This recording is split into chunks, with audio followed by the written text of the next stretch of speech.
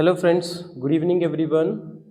And again, a very warm and a pleasant evening to all the intellectuals, those are watching this video. Friends, my name is Praveen, and I welcome you on my YouTube channel, Agrim English Academy. Guys, today once again, I'm going to teach you most important idioms and phrases. जी हाँ, idioms and phrases are the most important part of the grammar as well as language. And almost in each and every exam idioms and phrases comes. तो मैं आपको बता दूं जितने भी competitive exam होते हैं लगभग लगभग सभी एग्जाम में 4 नंबर में या 5 नंबर में आइडियम्स और फ्रेजेस आते हैं। और मार्केट में बहुत सारी किताबें हैं, ल्यूसेंट की है, एसपी बख्शी की है, आपकी नीतू सिंह की है, और बहुत सारी तमाम किताबें हैं। लेकिन एसपी बख्शी की जो बुक है ऑब्जेक्टिव इंग्लिश की, उसमें जितने भी इडियम्स एंड फ्रेजेस दिए हैं तो ऑलमोस्ट उससे बाहर मुझे नहीं लगता कि कुछ आता है। जहाँ तक मैं मानता हूँ, as far as I am concern about the books, specially the idioms and phrases as well as the vocabulary. So SP Bakshi की जो ऑब्जेक्टिव इंग्लिश की बुक है, अगर आपने उसको अच्छे से क्लियर कर लिया तो आप ये मान लीजिए कि आपके 4 नंबर तो आइडियम्स एंड फ्रेजेस के आइडियम्स और फ्रेजेस के पक्के हैं, उससे बाहर नहीं आता। तो चलिए मैं आपको बहुत खास खास आइडियम्स और फ्रेजेस हैं, स्पेशली एसपी बुक्स बख्शी की बुक से ही मैंने निकाले हैं, और मैं आपको ये क्लियर कराने वाला हूँ। तो चलिए शुरू करते हैं मेरे साथ।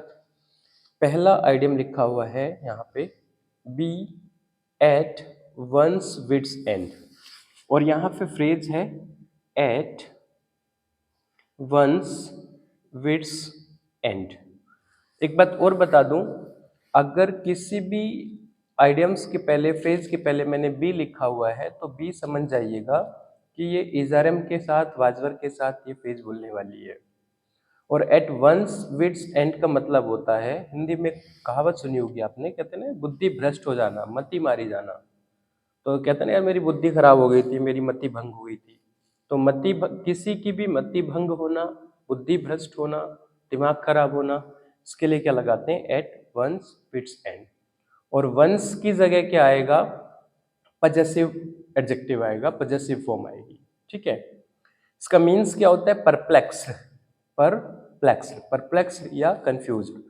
परप्लेक्स्ड का मतलब भी होता है कंफ्यूज्ड। जब कहते हैं ना बहुत ज्यादा आदमी कंफ्यूज हो जाता है, समझ नहीं आता कि क्या करूं क्या ना करूं, तो उस कंडीशन को क्या बोलते हैं, कंफ्यूज्ड या परप्लेक्स्ड। ठीक है, तो सेंटेंस कैसे बनेंगे, कहते हैं यार मेरी बुद्धि भ्रष्ट हो गई थी। तो आई आई वॉज एट माई, चलिए मैं ऐसे बोल के बता रहा हूँ, लिख नहीं रहा हूँ। ठीक है, तो I was at my, I was, I के साथ भी किस रूप में आएगा, वॉज के रूप में। I was at my wits end.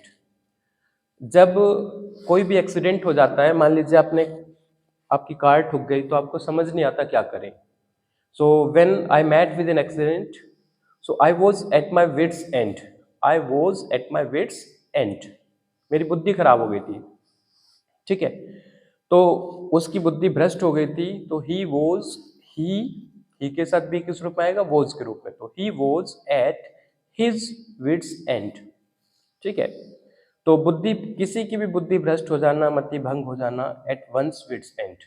ठीक है, दूसरी फ्रेजल वर्ब है एट वंस फिंगर टिप्स। कोई भी चीज, इसका मतलब होता है at finger tip, at one's finger tips, मतलब कोई भी चीज उंगलियों पे है भाई साहब, उंगलियों पे, ये हमारी क्या होती है, फिंगर टिप्स। कोई भी चीज एकदम रटी पड़ी है, बहुत अच्छे से आपको उस चीज की नॉलेज है, तो कहते हैं at my fingers tip, at my fingers tip. चलो, तो कोई मीन्स क्या होता है, to have complete knowledge of something, किसी भी चीज का पूर्ण ज्ञान होना। ठीक है, ग्रामर के सारे रूल्स मेरी उंगलियों पे है।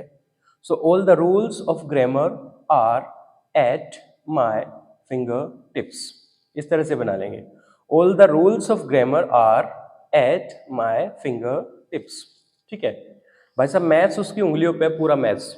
So all the mathematics is at his finger tips, इस तरह से वाक्य बनेगा।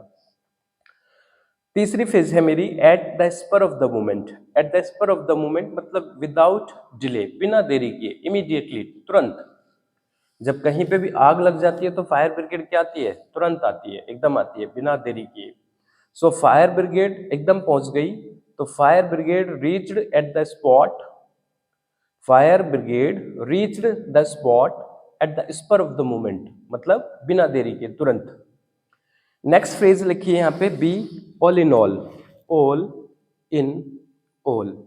ऑल इन ऑल हिंदी में बोलते हैं सर्वे सर्वा, सर्वे सर्वा, सबसे ज्यादा सब कुछ। कहते हैं ना भाई साहब, आजकल मैं बात करूं पॉलिटिक्स की, तो आजकल क्या मोदी जी हैं देश में, मोदी जी के अलावा कोई दूसरा नेता ही नहीं यार। और बीजेपी में मोदी जी क्या है भाई साहब? ऑल इन ऑल है। So Narendra Modi ji is all in all in BJP, मतलब कि मोस्ट इंपोर्टेंट, कोई भी व्यक्ति कोई भी चीज मोस्ट इंपोर्टेंट है तो उसके लिए बोलते हैं ऑल इन ऑल। तो कोई भी व्यक्ति, अमिताभ बच्चन क्या है? ऑल इन ऑल है, मोस्ट इंपोर्टेंट है। सो हमारे ऑफिस में क्या, जो हमारे बॉस है भैया वही सर्वे सर्वा है। तो our boss is all in all in our office. Next है be at a loose end, at, तो यहाँ पे फ्रेज है at a loose end, loose, L W S E, loose.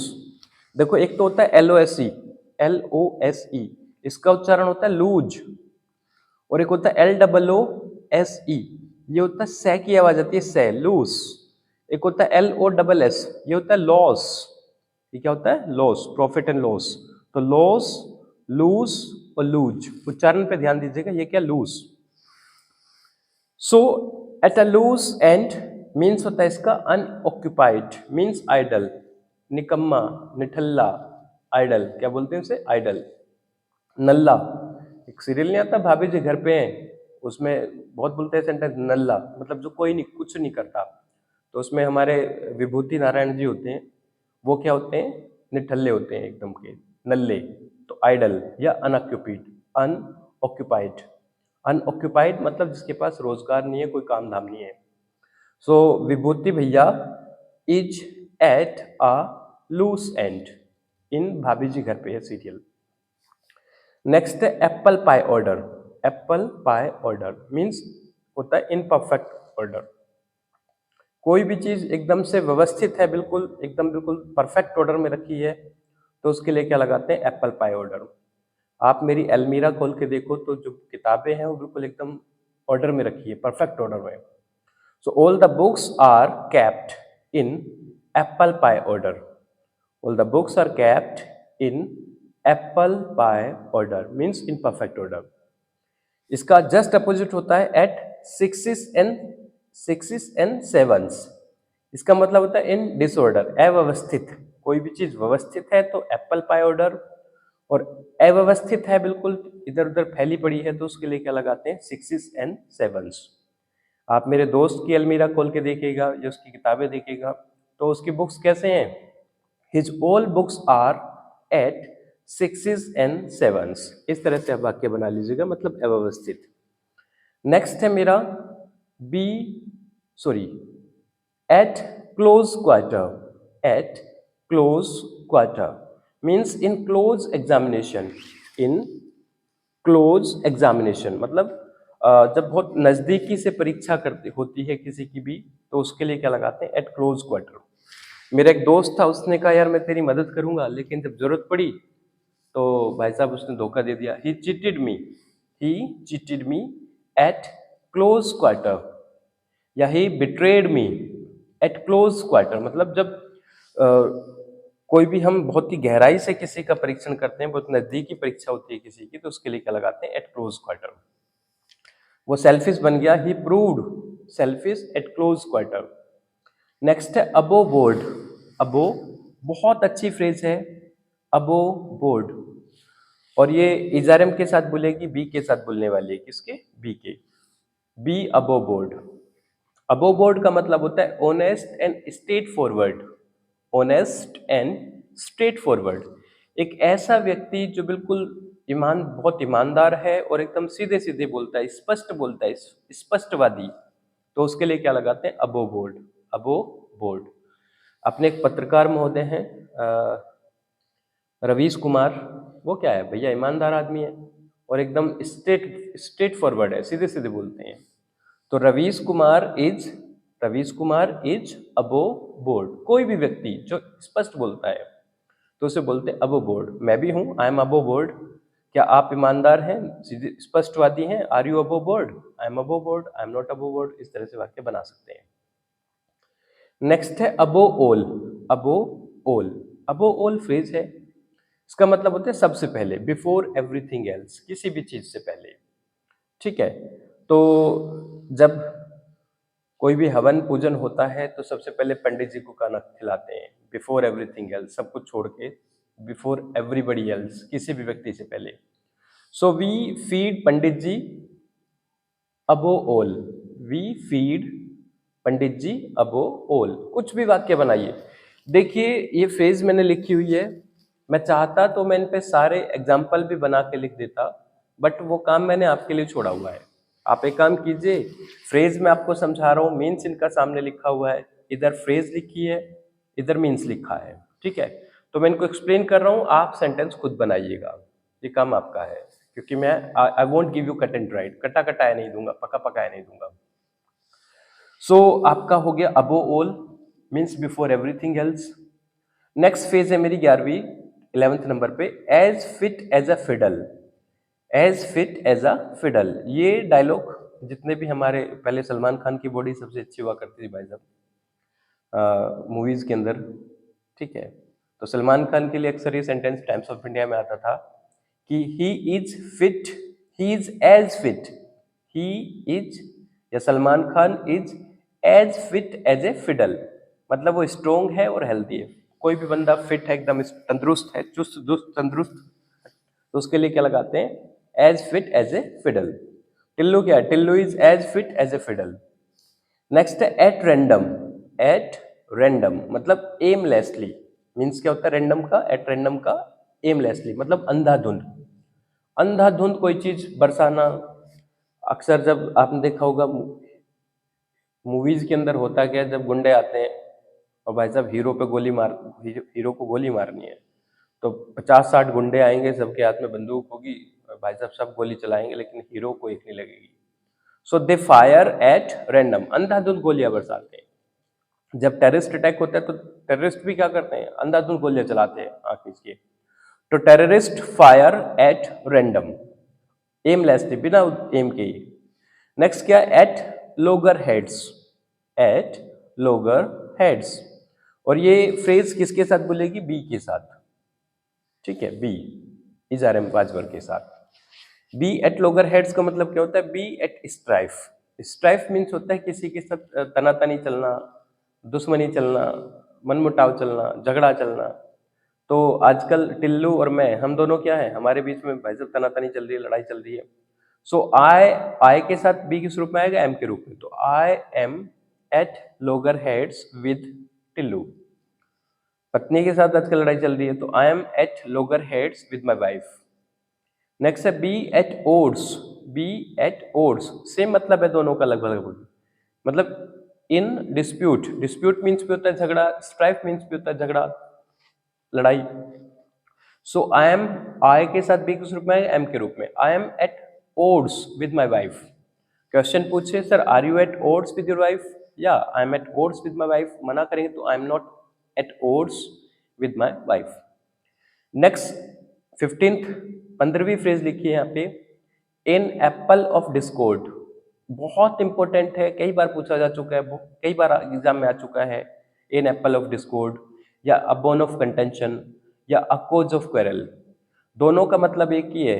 In apple of discord, a bone of contention. Contention का मतलब भी होता है झगड़ा। ठीक है, इन एप्पल ऑफ डिस्कॉर्ड इसका भी सेम मतलब होता है झगड़े की जड़, झगड़े का कारण। आपने सुना होगा, एक कहावत है हमारे समाज की कि भैया जर जोरू जमीन, इन तीनों को लेके हमेशा से झगड़ा होता आया है और होता है और होता रहेगा। जर मतलब पैसा, जोरू मीन्स महिला, वाइफ, और जमीन मतलब लैंड। ठीक है, झगड़ा इन्हीं की, ये तीनों क्या है, झगड़े के कारण है। सो पैसा झगड़े की जड़ है। मनी, मनी के साथ बी किस रूप में आएगा, इज के रूप में। तो money is an apple of discord, या money is a bone of contention. ठीक है, इस तरह से आप वाक्य बनाएंगे। नेक्स्ट क्या है, be at cross purpose, be at cross purpose. अब अभी एक फ्रेज ये आई थी बी एट लोगर्स है, बी एट ओट्स, और सेम मिलती जुलती ये आ गई at cross purpose, means have conflicting intentions. Conflict का मतलब भी होता है झगड़ा, ठीक है, डिस्प्यूट का मतलब भी होता है झगड़ा, स्ट्राइप का मतलब भी होता है झगड़ा, और कन्फ्लिक्टिंग इंटेंशंस मतलब झगड़ने का इरादा होना, झगड़े का इरादा होना। जब दो लोगों के विचार नहीं मिलते तो उनमें भाई साहब बजती रहती है, दोनों एक दूसरे से भिड़ने के लिए क्या तैयार रहते हैं। ठीक है, तो चलो मैं पत्नी के साथ बना लेता हूँ वाक्य। मेरी वाइफ क्या है, मेरे साथ क्रॉस पर्पज में है, मतलब उसका झगड़ने का इरादा है। तो my wife is at cross purpose with me. ठीक है, तो कोई भी व्यक्ति टिल्लू भाई साहब झगड़ने के लिए तैयार बैठा है, तो Tillu is at cross purpose with me. Next क्या है, after one's own heart, after one's own heart मतलब टू वंस लाइकिंग, किसी की पसंद का, किसी की पसंद का। तो भाई साहब माया, माया मेरी पसंद की है, तो Maya is after my own heart. कोई भी चीज, कोई भी व्यक्ति आपकी पसंद का है तो उसके लिए क्या लगाते हैं, after one's own heart. Katrina मेरी पसंद की लड़की है, तो Katrina is after my own heart. इससे एक मुहावरा ओन और भी बोलता है, आपने सुना होगा, अक्सर कहते हैं तो आपने मेरे मुंह की बात बोल दी। आप कुछ कहना चाह रहे थे, सामने वाले ने आपसे पहले वो बात बोल दी, कहते हैं तुमने मेरे मन की बात बोल दी, दिल की बात बोल दी। तो एक मुहावरा बनता है, you have spoken my own heart. ठीक है, नेक्स्ट 18 नंबर पे फ्रेज है, ये है be at bottom of something. Be means होना, at the bottom of something किसी की तली में होना, मतलब ये नहीं है। मीन्स होता है to be mainly responsible for something, to be mainly responsible, ये रेस्पॉन्सिबल लिखा है, to be mainly responsible for something, किसी भी चीज के लिए मुख्य रूप से जिम्मेदार होना, मुख्य रूप से जिम्मेदार होना। At the bottom of something, eight the bottom of something किसी भी चीज के लिए मुख्य रूप से जिम्मेदार होना। अभी देखो अमेरिका पे अटैक हुआ था, अ, लादेन जी थे, उसके लिए मुख्य तौर पे जिम्मेदार कौन था, ओसामा बिन लादेन, अटैक के पीछे था। तो Osama bin Laden was at the bottom of terrorist attack, terrorist attack. कोई भी मान लीजिए मोहल्ले में चोरी हो गई और उसके उसके पीछे मेन मास्टरमाइंड कौन है, टिल्लू। तो Tillu is eight the bottom of theft. Bank में डाका डल गया, भाई साहब कोई भी जिम्मेदार है उसके लिए मुख्य रूप से आरोपी है, तो Tillu is eight the bottom of robbery. इस तरह से आप वाक्य बना सकते हैं, कुछ भी लगा लीजिए, Tillu, Osama bin Laden, example है, आप अपने हिसाब से अपने मन से वाक्य बनाइएगा। नेक्स्ट क्या है, be at a loss, at a loss, या बी इन अ फिक्स्ड। एक और होता है बी एट अ सी, यहाँ पे लिखा नहीं है मैंने, एट अ सी, SEA, माने समुद्र। तो तीनों का मतलब एक ही है, at a loss, in a fixed. ये इसका मीन्स क्या निकलता है, confused, unable to decide what to do. जब समझ में नहीं आता ना क्या करे क्या ना करे, एक गाना आया था इसका आमिर खान का, क्या करे क्या ना करे ये कैसी मुश्किल है, कोई तो बता दे कोई तो बता दे मुझको मेरे भाई। तो what to do, what not to do, क्या करे क्या ना करे, what to do, what not to do. ठीक है, तो जब कहते हैं ना यार असमंजस में है, असमंजस में होना, असमंजस की स्थिति होती है। असमंजस जानते होंगे आप, क्या होता है असमंजस? असमंजस ये होता है कि समझ नहीं आता कि यार क्या करे क्या ना करे। तो what to do, what not to do, तब कहते हैं I am in a fixed, I am in a, I के साथ बी किस रूप में आएगा, एम के रूप में, I am in a fixed, I am in a fixed, या I am at a loss, I am at a loss, समझ नहीं आ रहा यार क्या करे क्या ना करे। नेक्स्ट फेज है मेरी, बी एट डेगल्स ड्रॉन। अब देखो सेम मतलब है, पीछे पीछे, अच्छा इसका थोड़ा सा बढ़ के है। एट डेगल्स ड्रॉन का मतलब होता है to have bitter enmity with somebody, to have bitter enmity with somebody, किसी के साथ कट्टर दुश्मनी होना, कट्टर दुश्मनी होना। टिल्लू भाई साहब, आजकल टिल्लू की मेरी कट्टर दुश्मनी चल रही है, तो Tillu is at daggers drawn with me. तो गाइज इस तरह से आप वाक्य बना सकते हैं यहाँ तक। आज मैं आपको बहुत सारी फ्रेज पढ़ाने वाला हूँ। उम्मीद करता हूँ यहाँ तक समझ आई होगी। तो चलिए अब इससे आगे चलते हैं। 21 पे है at large. At large, large मतलब होता है, इसके दो मतलब निकलते हैं। पहला to keep unchanged, to keep unchanged, to माने के लिए, कीप माने रखना, अनचेंज्ड मतलब बिना बांधे। घर पे कोई डॉग वगैरह है, कोई भी पेट है, आपने उसको खुला छोड़ा हुआ है, तो उसके लिए क्या लगाते हैं?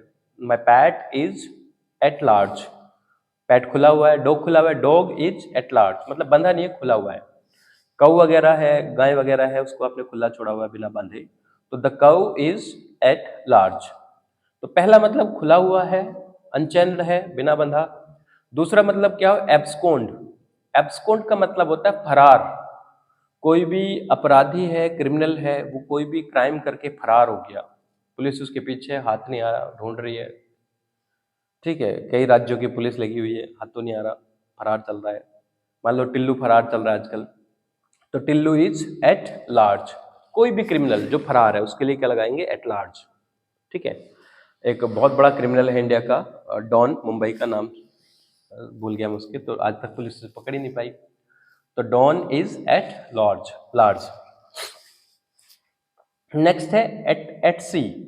ये अभी पिछले अभी अभी मैंने बताया था, in a fixed, at a loss और एट सी, तीनों एक ही है, confused. I am at sea, I am at sea, समझ नहीं आ रहा क्या करूं क्या ना करूं। नेक्स्ट है एड फ्यूल टू फायर या फ्लेम। फायर का मतलब भी होता है आग, और फ्लेम का मतलब क्या होता है? आग की लपटें। एक मुहावरा सुना होगा आपने, बहुत अच्छा मुहावरा, कहते हैं ना, आग में घी डालना। Add fuel to fire, add fuel to fire. तो आप ये काम करते हो, आग में घी डालते हो? Do you add fuel to fire? मैं कर देता हूं कभी कभी, I sometimes I add fuel to fire. नहीं करता है काम, I don't add fuel to fire. ठीक है, मतलब क्या होता है? टू मेक मैटर वर्स, किसी भी मामले को और ज्यादा बिगाड़ देना, खराब कर देना। टू मेक मैटर वर्स या to worsen the situation, to worsen the situation, स्थिति को और ज्यादा बिगाड़ देना। मान लो पति पत्नी में लड़ाई चल रही है, और आपका दोस्त है, उसकी घरवाली से हो रही है लड़ाई, आप पहुंच गए, आपने कहा यार कल पार्टी बढ़िया रहा, यार तूने थोड़े ज्यादा ले ली थी, तो भाई साहब और ज्यादा लड़ाई होगी। तो आप क्या कर रहे हैं? You are adding fuel to fire. Next है assume air. Assume airs, assume airs, assume verb होती है, एज्यूम एयर्स मतलब हवा में उड़ना। To pretend superiority, to pretend superiority. Pretend means क्या होता है? बहाने बनाना, बनाना, दिखावा करना।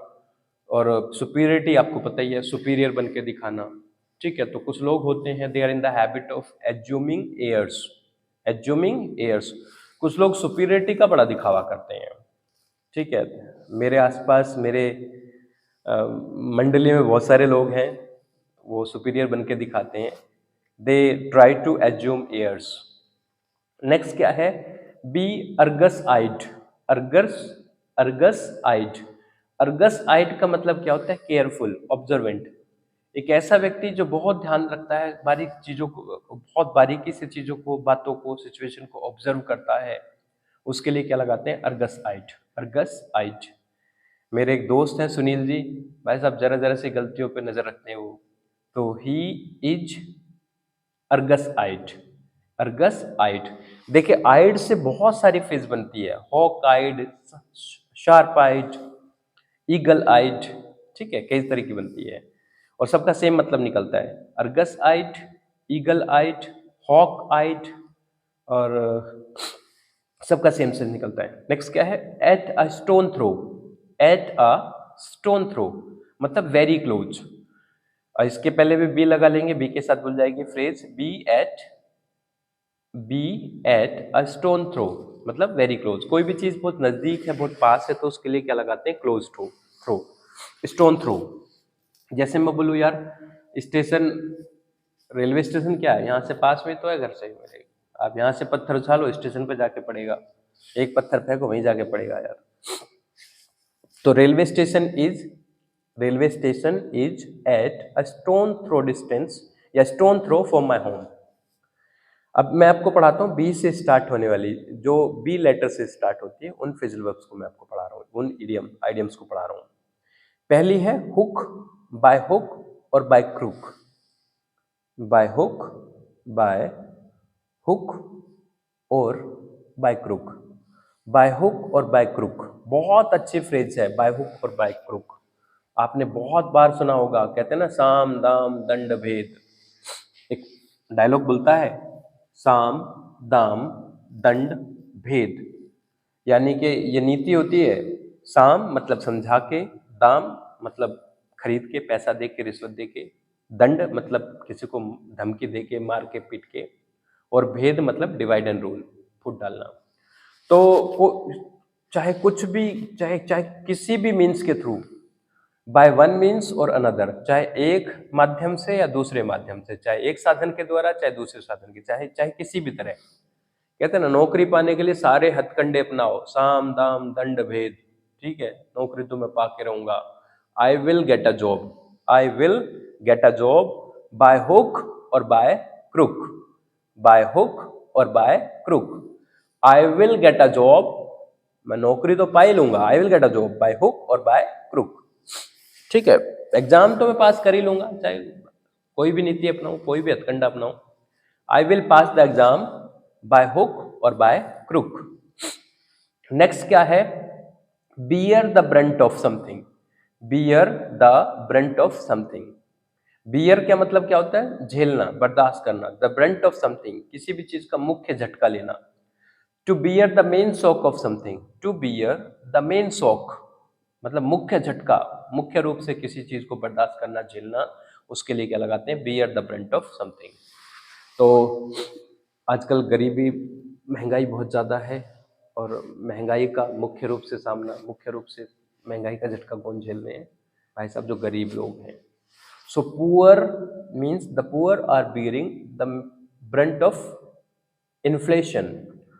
The poor are bearing the brunt of inflation. Inflation का मतलब होती है महंगाई या डियरनेस, ठीक है, डियरनेस का मतलब भी होती है महंगाई। नेक्स्ट फ्रेज है मेरी, बेल द कैट। कहते हैं ना, एक कहानी पढ़ी होगी आपने, बिल्ली के गले में घंटी कौन बांधेगा। तो कहानी सुनी होगी बिल्ली की और चूहों की। चूहों ने पंचायत की कि भैया जब बिल्ली आती है हमें मार के ले जाती है, तो एक काम करते हैं, बिल्ली के गले में घंटी बांध देते हैं, जब बिल्ली आएगी तो पता लग जाएगा, घंटी बजक रहेगी। अब सबने कहा ठीक है भाई, आइडिया तो अच्छा है, लेकिन यार घंटी बांधे कौन, कौन सा ऐसा बहादुर चूहा है जो बिल्ली के गले में घंटी बांध देगा। तो बेल द कैट मतलब बिल्ली के गले में घंटी बांधना, मतलब ये होता है to take the first step. To take the first step, पहला स्टेप लेना, एट पर्सनल रिस्क, अपने स्वयं के रिस्क पे, ठीक है। सो आप में हिम्मत है, do you dare to bell the cat. अब कोई भी काम, किसी भी काम से इसको हम जोड़ सकते हैं। मान लीजिए आप कह रहे हैं यार एक काम करो, क्या, चलो अपने पर्सनल रिस्क पे आप कोई काम कर सकते हैं क्या, आप में हिम्मत है क्या, तो do you dare to bell the cat. हाँ, मुझ में हिम्मत है, I dare to bell the cat, और नहीं है तो I don't dare to bell the cat. Next क्या है, bid defiance to something somebody. Bid defiance to something somebody मतलब टू इग्नोर समथिंग समबडी, किसी भी चीज को इग्नोर करना, ध्यान देना, अवॉइड करना, ठीक है। सो बिड की सेकंड फॉर्म क्या होती है, bade, B A D, bade, bid, bade, bidden, B I double D E N, bidden. तो चलो, पार्टी में गया था मैं, और मेरी पुरानी मित्र मिली थी, मैंने उसको इग्नोर कर दिया क्योंकि पत्नी साथ में थी। So I bade defiance to my old friend. Old friend, ठीक है, किसी भी चीज पे ध्यान न देना, इग्नोर कर देना। नेक्स्ट क्या है, blow one's own trumped. Blow one's own trumped. Blow means क्या होता है, ब्लो कल भी आया था, ब्लो फिर बता देता हूँ मैं। ब्लो, ब्लो के कई सारे मतलब होते हैं। ब्लो का मतलब हवा का बहना भी होता है, विंड इज ब्लोइंग। ब्लो का मतलब फूंक मारना भी होता है, B L O W, blow, फूंक मारना। आग बुझाना भी होता है, ब्लो आउट, ठीक है। और ब्लो मीन्स फूंक मारना। अब ये ट्रम्प्ड क्या होती है, trumpet, blow one's on trumpet. Trumpet आपने देखा होगा, पहले शादियों वगैरह में बैंड बाजा आता था, और बैंड में सबके पास तो बड़े बड़े बैंड होते थे, पों पों करते थे वे। और जो बैंड का मास्टर होता था उसके पास एक बारीक सी छोटा सा इंस्ट्रूमेंट रहता था, हल्का सा। और पहले वही करता था वो, उसमें उसी को मतलब वो इंस्ट्रक्शन वही देता था उसको बजा के, छोटी सी तुर ही बोलते हैं उसको। तो blow one's own Trump, Hindi में एक मुहावरा कहते हैं, कहते हैं ना, अपने मुंह मियाँ मिट्ठू बनना। अपने मुंह मियाँ मिट्ठू बनना मतलब अपनी तारीफ खुद करना। To praise oneself, to praise oneself. तो एक बंदा आपके सामने बैठा और अपनी खुद की तारीफें किया जा रहा है अपने आप, मैंने ये कर लिया, ये कर लिया, मेरी ये अचीवमेंट है, मेरी ये अचीवमेंट है, मेरे फलाना ढिमका। कुछ ऐसे भी हैं जो कहते हैं यार मेरे स्टूडेंट भाई साहब अधिकारी बन गए, आईएएस बन गए, ये बन गए, फलाना बन गए, मैंने मेरे पास इतनी डिग्री है। तो क्या करते हैं, they are blowing their own trumpet. ऐसे में अक्सर आपको बोलना चाहिए एक सेंटेंस, यार क्यों अपनी धपड़ी अपना राग कर रहा है यार, क्यों अपनी मुंह मियाँ मिट्टू बन रहा है। Why are you blowing your own trumpet. अपनी मुंह मियाँ मिट्टू मत बनो। Don't blow your own trumpet. या अक्सर बोलते हैं सेल्फ प्रेज नो रिकमेंडेशन, एक मुहावरा और भी है इसके लिए, सेल्फ प्रेज नो रिकमेंडेशन, बहुत अच्छा है। नेक्स्ट क्या है, break the news. Break the news means to give bad news, बुरी खबर देना। कोई शोक शोक संवेदना वाली खबर देना। मान लीजिए कोई किसी की डेथ हो गई और आपको जाके उसकी वाइफ को बताना है कि भाई तेरे हस्बैंड इस दुनिया में नहीं रहे। सो बड़ा मुश्किल काम होता है ये। So can you break the news, can you break the news. To deceased wife, deceased का मतलब मृतक होता है। क्या आप मृतक की पत्नी को ये सूचना दे सकते हैं, खबर दे सकते हैं? तो मैं तो नहीं दे सकता भाई, I can't break the news to deceased wife. Next क्या है, burn a hole in one's pocket. Burn a hole in one's pocket मतलब spend money quickly, spend money quickly. Spend means होता है खर्च करना, मनी मतलब पैसा, क्विकली मतलब बहुत तेजी के साथ, बहुत तेजी से पैसा खर्च करना। आजकल लोगों के पास भाई सब हाईवे में ज़मीन जा रही है, 10-10 करोड़, 5-5 करोड़, 7-7 करोड़ सबको मिल रहे हैं। और उनके जो बच्चे हैं भाई साहब फॉर्चूनर पे घूम रहे हैं। तो क्या कर रहे हैं, पैसा बहुत तेज़ी से खर्च कर रहे हैं। So they are burning a hole in their pocket. They के साथ वंस की पजेसिव फॉर्म क्या आएगी, दे की their. They are burning a hole in their pocket. ठीक है, मेरे एक दोस्त हैं, उनको भी मुआवजा मिला है। तो उनका जो लड़का है भाई साहब फॉर्चुनर में घूम रहा है, तो he is burning a hole in his father's pocket, अपने पापा की पॉकेट में छेद कर रहा है। नेक्स्ट 8वीं फेज है मेरी यहाँ, bury the hatchet with somebody. Next है clear the air with somebody. Next है patch up the differences with somebody. Next है bridge the gap with somebody. और इन चारों का एक ही मतलब होता है, to make peace. To make peace किसी के साथ शांति करना। To become friend again means to stop fighting with somebody and to become friend once again, किसी के साथ लड़ाई खत्म करना और दोबारा से दोस्त बनना। ये तो समझ में आ ही रहा होगा यार, बड़ा अच्छा है। तो पैचअप, एक तो होता है ब्रेकअप। ब्रेकअप गर्लफ्रेंड बॉयफ्रेंड में अक्सर क्या हो जाता है, लड़ाई होती है, ब्रेकअप हो जाता है, 2 दिन बाद फिर से दोस्ती हो गई, तो पैचअप हो जाता है। ब्रेकअप का अपोजिट क्या होता है, patch up. Patch up the difference with patch up the differences with girlfriend या बॉयफ्रेंड या कुछ भी, किसी के साथ भी। तो clear the air with somebody, bury the hatchet with somebody, किसी के साथ मनमुटाव खत्म करना, झगड़ा खत्म करना, उसके लिए लगाते हैं बरी द हैचेट। मनमुटाव खत्म करना, झगड़ा खत्म करना, दोबारा से दोस्त बनना। या clear the air with somebody, ठीक है, या patch up the differences with somebody या bridge the gap with somebody, सबका एक ही मतलब है, दोबारा से दोस्त बनना, मनमुटाव खत्म करना, झगड़ा खत्म करना। अब मेरा और किसका, टिल्लू का झगड़ा हो गया भाई साहब, तो मैं भाई साहब उसके साथ में अपना झगड़ा खत्म करना चाहता हूँ। I want to bury the hatchet, I want to bury the hatchet with Tillu. I want to clear the air with Tillu. I want to patch up the differences with Tillu. I want to bridge the gap with Tillu, सबका एक ही मतलब है। और sir आपको झगड़ा खत्म करना चाहिए। मान लीजिए मेरा पत्नी के साथ में झगड़ा चल हो गया, पत्नी लड़ झगड़ के मायके चली गई, तो फिर उसे मनमुटाव तो खत्म करना पड़ेगा ना, सर आपको खत्म करना चाहिए झगड़ा। सो यू शुड बरी the hatchet with your wife.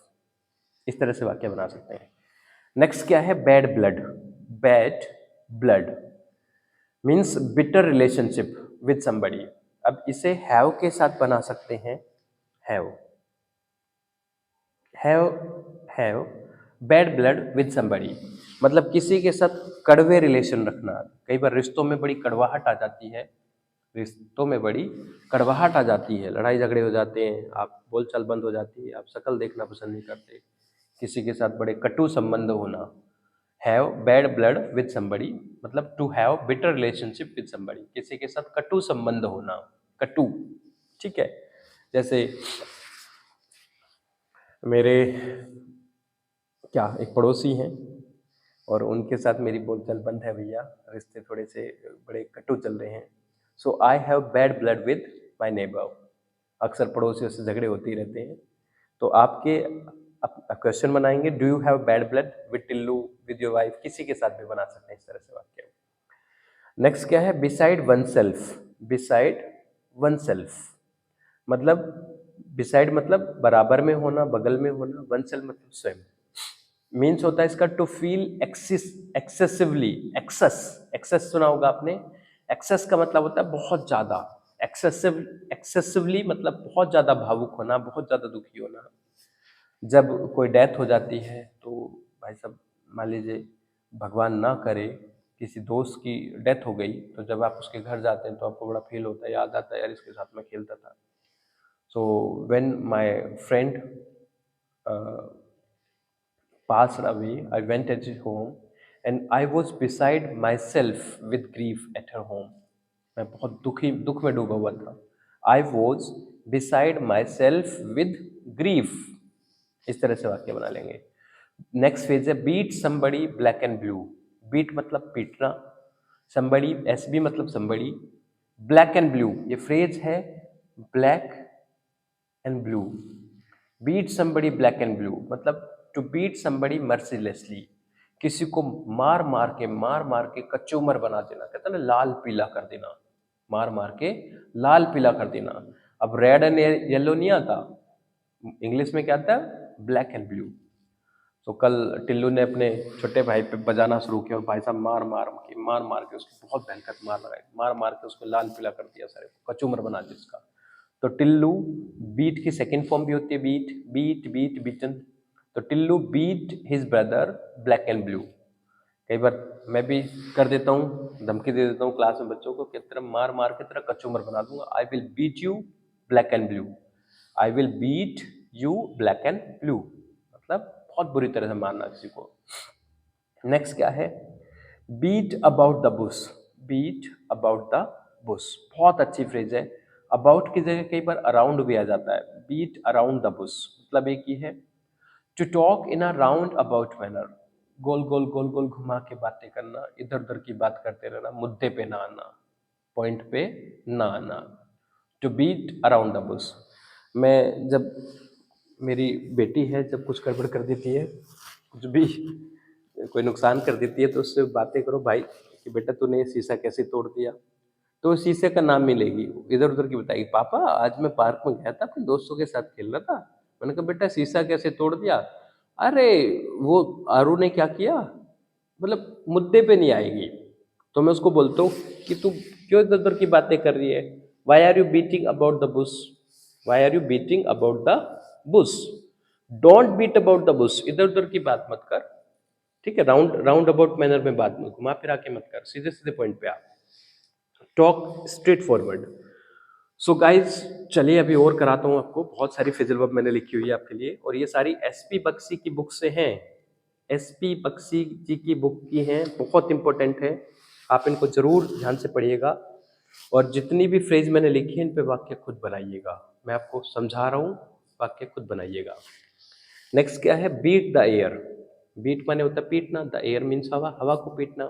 अब हवा को पीटने से कोई फायदा तो होना नहीं है, कोई लाभ मिलेगा हवा को पीटने से, तो मतलब क्या है इसका, to make useless efforts, useless efforts, निरर्थक प्रयास करना, बेफालतू में प्रयास करना।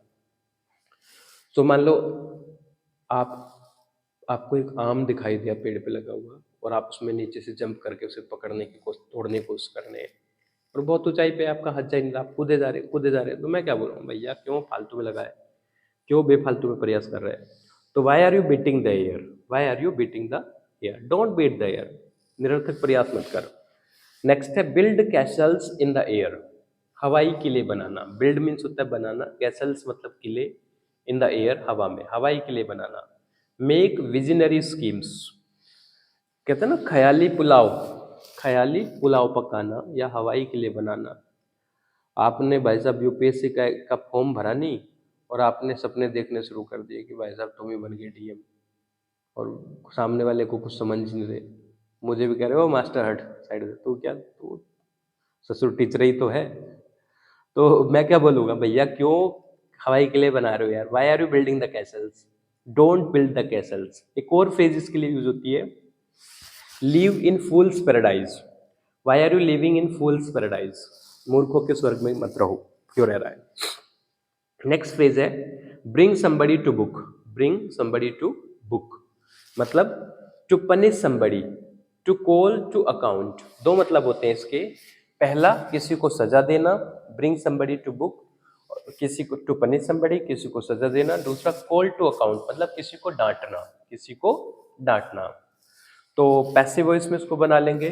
टीचर ने भाई साहब, जब मैंने स्कूल में क्या किया, कोई कोई गड़बड़ कर दी तो मेरे टीचर ने मुझे डांटा, तो my teacher brought me to book, या I was brought to book. Passive में बनाएंगे तो ये ऑब्जेक्ट यहाँ से हट जाएगा, I was brought to book by my teachers, ठीक है। He was brought to the book, he was brought to book by his teachers, passive में बना लेंगे। एक्टिव में बना सकते हैं। नेक्स्ट क्या है, 16 नंबर पे फ्रेज है break the ice, break the ice, break माने तोड़ना, द आइस माने बर्फ, बर्फ को तोड़ना। मतलब ये नहीं है इसका बर्फ को तोड़ना, मतलब होता है इसका to speak first after a prolong silence, लंबी खामोशी के बाद, लंबी चुप्पी के बाद कुछ बोलना। ठीक है, जब मुंबई में ब्लास्ट हुए थे तो उसके बाद एक एक्ट्रेस का नाम आया था मोनिका बेदी, मोनिका बेदी। मोनिका बेदी को अरेस्ट कर लिया सीबीआई ने, जेल में डाल दिया। उससे बहुत सारे पत्रकारों ने उससे पूछा कि बताओ तुम्हारा क्या रोल है, क्या हाथ है तुम्हारा, तो उसने कुछ नहीं बोला, चुप्पी साध ली। 6 7 8 साल वो जेल में रही। और फिर एक दिन टाइम्स ऑफ इंडिया के फ्रंट पेज पर उसका फोटो छपा, उसने प्रेस कॉन्फ्रेंस बुलाई और उसने जो कुछ उसको बोलना था उसने बोल दिया। 7 8 साल जेल में रहने के बाद, खामोश रहने के बाद, चुप्पी साधने के बाद, तो उसने स्टेटमेंट दिया अपना।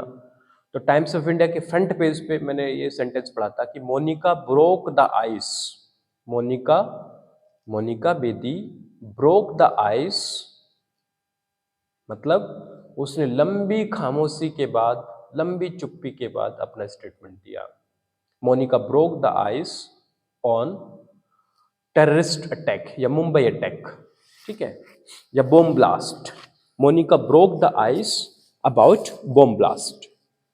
पहली बार मैंने तभी पढ़ा था ये, जब मोनिका बेदी बाहर आई थी। नेक्स्ट है ब्रीथ वंस लास्ट। अब ब्रीथ माने होता है सांस लेना, वंस माने किसी व्यक्ति का, लास्ट मतलब आखिरी, कहते हैं ना अंतिम सांसें लेना, अंतिम सांसें लेना, ब्रीथ वंस लास्ट मतलब टू डाई, मर जाना। दूसरी फ्रेजेस के लिए किक द बकेट, किक माने होता है लात मारना, द बकेट माने बाल्टी, बाल्टी में लात मारना। आपने एक मूवी देखी होगी, वो कौन सी है, अरे अनुपम खेर की, नाम दिमाग में नहीं आ रहा। तो पॉइंट पे आइए, जब उसमें वो मरता है, एक्सीडेंट होता है, तो वो मरने से पहले, मरता हुआ आदमी कभी झूठ नहीं बोलता है, उल्टा डब्लू है जिसमें, उल्टे डब्लू के नीचे 10 करोड़ डब्बे हैं गोवा में, नाम मुझे याद नहीं आ रहा। तो जब अनुपम खेर की गाड़ी आती है, अनुपम खेर नहीं, अरे यार, प्रेम चोपड़ा, प्रेम चोपड़ा की जब गाड़ी आती है लहरा के, एक्सीडेंट होता है तो वो गिर जाता है। और वो मरने से पहले कहता है अगर गोवा में एक उल्टा डब्लू है, उसके नीचे 10 करोड़ डब्बे हैं, तो वो कहता है वो मर जाता है फिर। तो एक हीरो कहता है यार मरता मरता मजाक कर रहा है, तो एकदम से उठता है और फिर से कहता है मरता हुआ आदमी कभी मजाक नहीं करता, और एक बाल्टी रखी थी रहती है उसमें लात मार देता है तो मर जाता है फिर। तो किक द बकेट कहते हैं ना, टुलक गया। गांव की भाषा में कहते हैं यार भाई साहब बुड्ढा टुलक गया, तो he has kicked the bucket, टुलक जाना मर जाना, इसका मतलब भी सेम होता है। पास अवे गुजर जाना, कहते हैं यार वो भाई साहब गुजर गए, he has passed away. Next है नो मोर, नो मोर कहते हैं अब वो इस दुनिया में नहीं रहे। देखो चार फ्रेज हैं, एक ये रही ब्रीथ वंस लास्ट, आखिरी सांसें लेना, किक द बकेट टुलक जाना, पास अवे गुजर जाना, नो मोर मतलब इस दुनिया में ना रहना। तो वाक्य बना सकते हैं किसी को लेके भी, कोई भी व्यक्ति मर गया कहते हैं यार he breathed his last, he kicked the bucket, he passed away, या ही इज नो मोर, सबका मतलब एक है मरना। नेक्स्ट फ्रेज है through back stairs influence, through through through back stairs influence मतलब बाय अनफेयर मीन्स, अनुचित साधनों से। कहते हैं ना बैक स्टेयर से एंट्री मारना। कुछ लोग होते हैं भाई साहब वो नौकरी में क्या जुगाड़ लगाते हैं और पिछले दरवाजे से एंट्री मार जाते हैं, पिछले रास्ते से। सो अब मैं किसका नाम बताऊं, नाम बता दिया तो वायरल हो जाएगा यार, पंगा ये भी है। नहीं तो नाम तो मैं बता सकता हूँ दो चार, मजाक कर रहा हूँ, कभी छापा मेरे पास ही पड़ जाए। चलिए मान लो टिल्लू को ले लो, Tillu got a job through back stairs influence. Next क्या है, have bird's eye view, bird's eye view means to have concise view. Concise का मतलब होता है संक्षिप्त छोटा, व्यू मतलब क्या होता है नज़ारा दृश्य। तो जब आप मेले में जाते हैं और ऊंचाई पे चले जाते हैं, पहाड़ों पे चले जाते हैं, तो वहां से आपको नीचे का जो दृश्य है वो बहुत छोटा दिखता है, तो उसके लिए क्या लगाएंगे, हैव बर्ड्स आई व्यू। चलिए, तो मैं कल बड़े झूले में बैठा था मेले में, जब ऊपर गया मेरा झूला, yesterday I sat in a swing, when my swing went up I had a bird's eye view of the whole fair। पूरे मेले का मुझे छोटा सा दृश्य दिखाई दिया। अ bolt from the blue, a bolt from the blue बहुत अच्छी, बहुत बेहतरीन फ्रेज है, बहुत बेहतरीन मुहावरा है। बोल्ट फ्रॉम द ब्लू कहते हैं सडन और अनएक्सपेक्टेड शॉक, अचानक से कोई झटका लगना, अचानक से कोई अनएक्सपेक्टेड झटका न्यूज आपको मिलती है। कहते हैं it was a bolt from the blue, स्तब्ध रह जाना, कहते ना स्तब्ध रह गया भाई साहब, हक्का बक्का रह गया। तो कोई भी न्यूज थी, जब न्यूज आई कि टिल्लू की जॉब लग गई, तो भाई साहब it the news of Tillu's job was a bolt from the blue for me. Next है, कोई भी हो सकता है यार, ठीक है। Burn one's boat, burn one's boat, burn मतलब होता है जला देना, वंस बोट मतलब किसी व्यक्ति के द्वारा स्वयं की बोट को जला देना। एक सीरियल आता था सिकंदर वाला, वो पोरस, आपने शायद देखा हो, पोरस भारत का वीर योद्धा, पोरस के नाम से एक सीरियल आता था। तो जब सिकंदर अटैक करता है, नदी पार करके जाता है, तो दूसरी तरफ जाके क्या करता है, सारी नावों में आग लगा देता है, सारी नावों में आग लगा देता है। कहता है यार या तो अब जीत के जाएंगे यहाँ से या मर के जाएंगे, ठीक है। तो उसने क्या किया, he burnt his boats, Sikandar burnt his boats मतलब क्या होता है, पॉइंट ऑफ नो रिटर्न, मतलब वापसी का तो कोई विकल्प ही नहीं है, कोई सवाल ही नहीं है, कहते ना अब वापसी का कोई सवाल ही नहीं है, तो मर के जाएंगे या मार के जाएंगे, ठीक है। Burn one's boat. By the by the by, by the by का मतलब क्या होता है, by the way, by the way. अक्सर बोलते हैं यार वैसे तो मैं ईमानदार हूँ, by the way I am honest, वैसे तो मैं बुद्धिमान हूँ, by the way I am intelligent हूँ नहीं, मजाक कर रहा हूँ। नेक्स्ट क्या है, with bate bated breath, with bated breath means होता है, बेटेड ब्रीथ का मतलब होता है सांस रोके हुए, सांस थमे हुए, जब बिल्कुल इन एंजाइटी या इन एक्सपेक्टेंसी, इन एंजाइटी, एंजाइटी या एक्सपेक्टेंसी, उम्मीदों में। जब कोई मैच चल रहा होता है, मान लो इंडिया का या पाकिस्तान का या मैच चल रहा है क्रिकेट का, और 3 बॉल बची हैं और 5 रन चाहिए इंडिया को जीतने के लिए, 3 बॉल 5 रन। मैच बहुत कांटे का फंसा हुआ। तो उस समय जो दर्शक होते हैं वो क्या करते हैं भाई साहब, सांस से रुक जाते हैं। 1 बॉल खाली चली गई, अब 2 बॉल 5 रन, 2 बॉल 5 रन, सांस से रुकी रोके बैठे सब लोग। तो दर्शक, the spectators were sitting in the ground with bated breath, सांस रोके बैठे थे, एंजाइटी में बैठे थे, चिंता में, उम्मीद में बैठे थे।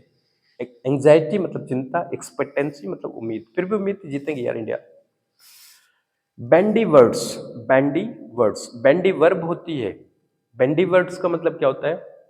टू आर्ग्यू विद समबडी, किसी के साथ बहस करना। टू रेंगल विद समबडी, किसी के साथ उलझना। रेंगल का मतलब होता है उलझना। कई बार बाजार मार्केट में आप जाते हैं तो किसी ने हल्की सी बाइक का पहिया पहिया आपको मार दे और आप उससे उलझ जाते हैं, तो किसी के साथ उलझ जाना फालतू में, रेंगल। या आर्ग्यू, पता है ये बहसबाजी हो जाती है, गाली गलौज हो जाती है। So do you bandy words, bandy words मतलब आर्ग्यू, बहस करना। तो बैंडी वर्ड्स का मतलब होता है बहस करना या उलझना। Do you bandy words with the people in the market? No, I don't bandy words. नहीं करना चाहिए आप कोई काम। You should not bandy words with the people. Next क्या है? Have a bee in one's bonnet. Have a bee in one's bonnet मतलब to be fussy. Be means होता है होना, फसी मीन्स क्या होता है? नखरेबाज। कुछ लोग बड़े नखरेबाज होते हैं, जरा जरा सी बातों पे नखरा दिखाते हैं, नखरेबाज को बोलते हैं फसी। आर यू फसी? नहीं, ये वैलेंटाइन डे भी है, कभी कल दूसरे वाला फसी समझ रहे हो, वो वाली फसी की बात नहीं कर रहा मैं, वो फसी या फंसा कोई और होगा। तो फसी इज FUSS। फस मीन्स होता है नखरा, और फसी मीन्स क्या होता है? नखरेबाज, नखरेबाज बनना, नखरा दिखाना।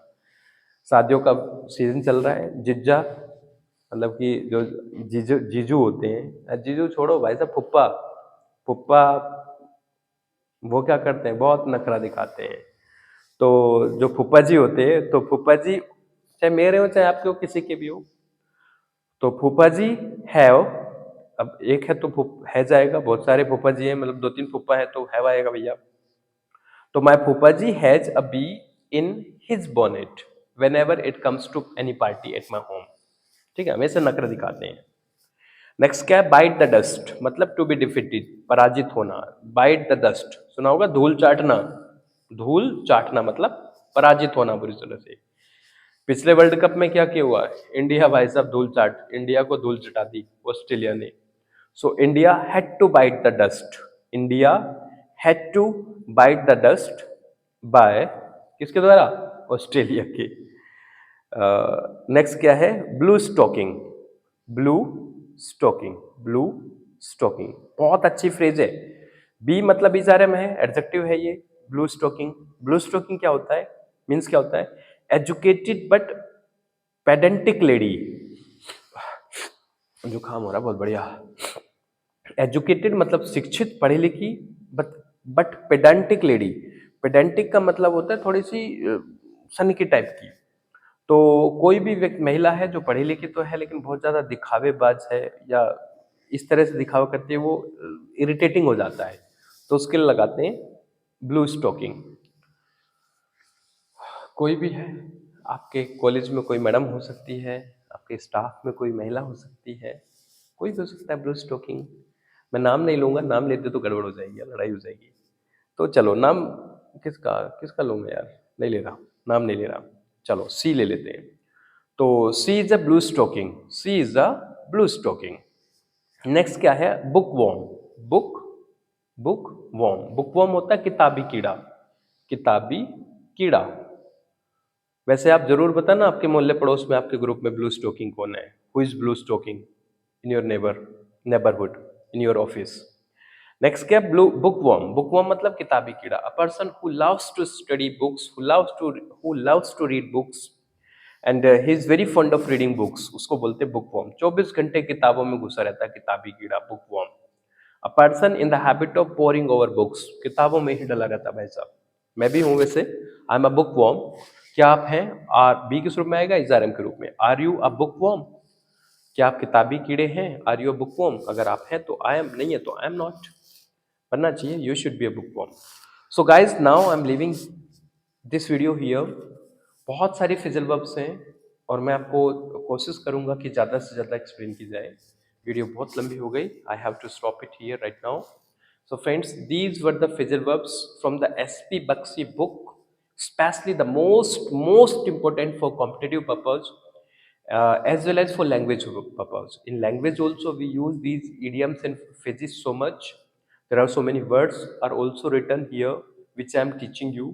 So by reading, by studying with me here, these idioms and phrases, you will enlarge your vocabulary as well as you will get to know the sense of these idioms and phrases. So friends, thank you very much for being with me, for watching my videos. If you really like my video, then please uh, subscribe my channel, share my channel more and more with your friends, as well as like my videos. So guys, thank you very much. Bye. Have a good night, everyone.